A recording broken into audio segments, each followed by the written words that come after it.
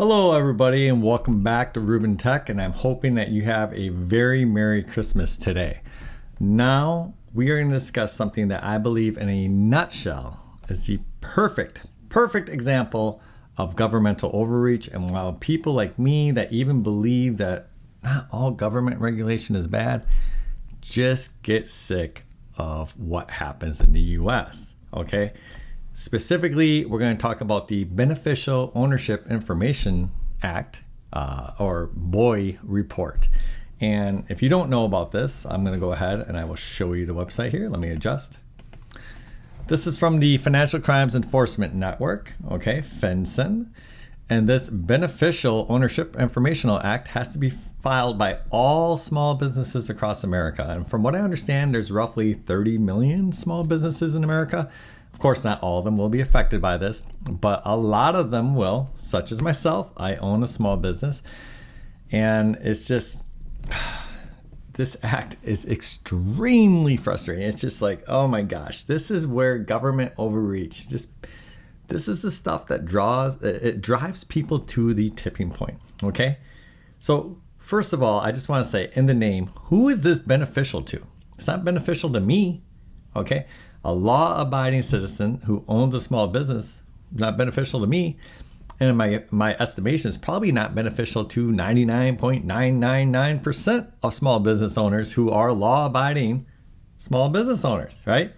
So in order to catch the 0.0001% of people who are committing financial crimes, okay, they're going to inconvenience all of the rest of us. And the best part about it is that it only applies to smaller businesses. If you make over $5 million a year, well then obviously you are not involved in financial crimes and you don't have to worry about this. Okay, which is what, ridiculous? Yes, to say the least. But anyways, let's go ahead and we're gonna talk to Google's 2.0 Flash Experimental, Gemini 2.0, and we're gonna ask it a little bit about this. I've been enjoying Flash Experimental. I will tell you, it's not as consistent as 1.5 Pro. That's why it's called experimental. However, I have been enjoying using it with live. So I'm going to go ahead and hit the live thing. You can listen to my conversation and we'll get some background on what this is. 1 second. Hello, Gemini. Can you tell me about the Beneficial Ownership Information Report? The Beneficial Ownership Information Report, or BOIR, is basically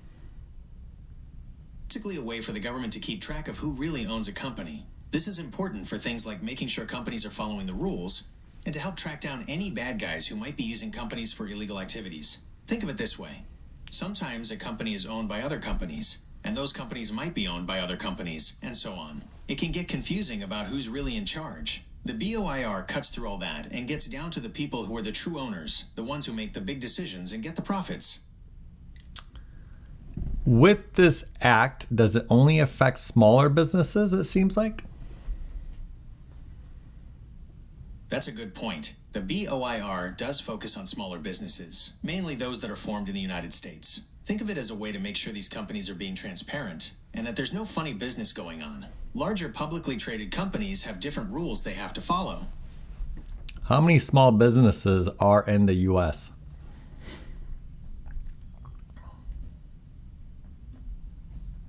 There are a whole lot of small businesses in the US. The latest numbers say around 33 million. That's the vast majority of all the businesses in the country. How many financial crimes like money laundering do small businesses do? So when I say this, like what percentage of small businesses does the government think are involved in financial crimes? 1%, 1/10 of 1%? It's tough to say exactly what percentage of small businesses are involved in financial crimes. A lot of the time it's not intentional. You could have a small business that accidentally makes a mistake on a tax form. That doesn't automatically make them a criminal. But it's true that some small businesses are definitely used for illegal activities. Would you say this is a large percent? Like what kind of percent, if we were going to estimate? 1,000th of a percent? 10,000ths of 1%? It's a lot less than 1% of small businesses that are involved in serious financial crimes like money laundering. You're probably looking at something closer to 1/10 of 1%, maybe even less. It's a small percentage, but these crimes can still have a big impact. Thank you. You're welcome. Okay, 33 small businesses in America. Now, I do want to put out here, I'm not a tax lawyer. I'm not a tax advisor. I don't know who covers this, like who should advise you if you own a small business. I'm just a normal guy. So please, if you have a small business, consult someone about this as to what you should do. I will tell you that I did file it, and I really didn't want to, but I just did file it, which is why I'm making this video, because I'm just so upset. I feel like I gave in, right? I wasn't going to file this, but ultimately there's a threat of going to jail. There is a threat of fines. So if you are a law-abiding citizen, but you don't file this because you're like, oh, hey, I'm a law-abiding citizen, I don't want to follow this. They're threatening you with 2 years of imprisonment for not following this rule, right? To prove that you're a law-abiding citizen, even if you file your taxes and you show exactly where all your money is and you're the only person who owns it, and you already let them know on your taxes that you are the only person who owns your business. Apparently that's not enough, and they will, threaten you with 2 years of imprisonment and up to $500 in fines a day plus interest, which actually apparently, according to some sites, works out to $591 a day. And that is a pretty serious penalty. Now, you can imagine it's kind of like speeding, where are they going to be able to enforce it to everybody? No. But in my life, I'm one of these people, at least I feel I have a mindset like, if somebody was going to get caught for something stupid like this, again, I'm not committing a crime, but if somebody was to say, you know what, I'm not going to file this, I'm a law-abiding guy, I would be the one that they'd say, okay, let's make an example of him. It's just my mindset. That's how it works. So I wasn't going to file this because I'm just like, this is such overreach. Okay. You're talking about people who are committing financial crimes. They're targeting people who are money laundering, right? Gemini has no idea, but it was estimating 1/10 of 1%. That's way too high. Okay. It is less than one. It's less than 1/100th. I guarantee you. Okay. You're talking about people who are organized criminals, right? Setting up a string of businesses so that they can launder money. Okay. For every one of them, there's probably 9,999 legitimate small businesses like me, where we just own our business. We do business in our name. We file our taxes with our name. We put our information on our taxes. And one thing I do think is that if you don't have a tax ID and you're not an LLC, you don't have to do this. So if you're like a sole proprietor and you report under your social security number, then I don't believe you have to do this. But there's benefits to having an LLC. So if you're like me, you just put everything transparently. It's like, Ruben, I own this business. There's nobody else. I don't have any shell companies or anything like that. I report it directly on my taxes. Okay.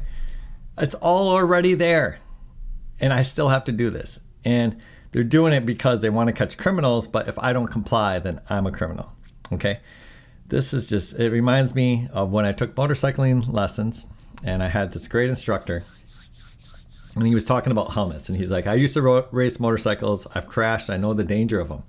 He goes, I won't ride my bike to my from my doorstep to my into my driveway without wearing my helmet. He goes, and I recommend that all of you wear your helmet. But he's like, I'm not going to tell you what to do. And he's like, and I sure as hell don't want the government telling you to wear one. Okay? Because once they tell you to do that, what's going to be next? And that's the whole problem about this, is that they're just casting this wide net out, and they're forcing the 99, let's be a high percentage here, 99.9%. Let's go and say, yeah, there's a lot of people, which would be like 1/10 of 1%. 99.9% of us, 999 out of 1,000 of us, who are legitimate law-abiding owners, okay, have to go through this BS, right, with the state, where they just get more information on us, more governance, more putting us under their freaking thumb, okay, of the federal government, right? And even though I register with the state, it should be none of their business. All they should care about is the taxes they receive. So they can get help catching the 1 out of 1,000 laundering money. Some drug dealer laundering a few $100,000. That's what they're looking at, right? That's what they're looking at, right? That's the huge crime that they're looking for, that they got an inconvenience out of 33 million, potentially 30 million people or whatever, the vast majority of us. But yeah, I complied. I would probably recommend, so I mean, again, I have no recommendations. I'm not an advisor or any type, but I would say, the penalties are pretty severe, and just so what the government does, it grinds you under your thumb, right? And I'm not saying all regulation is bad, but you notice how this is targeting small businesses. It's like, where are most financial crimes committed? Probably in large businesses. What about these SPACs that go into business? You might be like, oh, I love SPACs. No, SPACs, excuse my language, they're ridiculous, okay? And they're silly, okay? How they work. Yes, I know in the pump, some of you have made money. Okay, whatever, right? You can always make money in a pump, but it doesn't mean that in a way is not a financial crime, okay?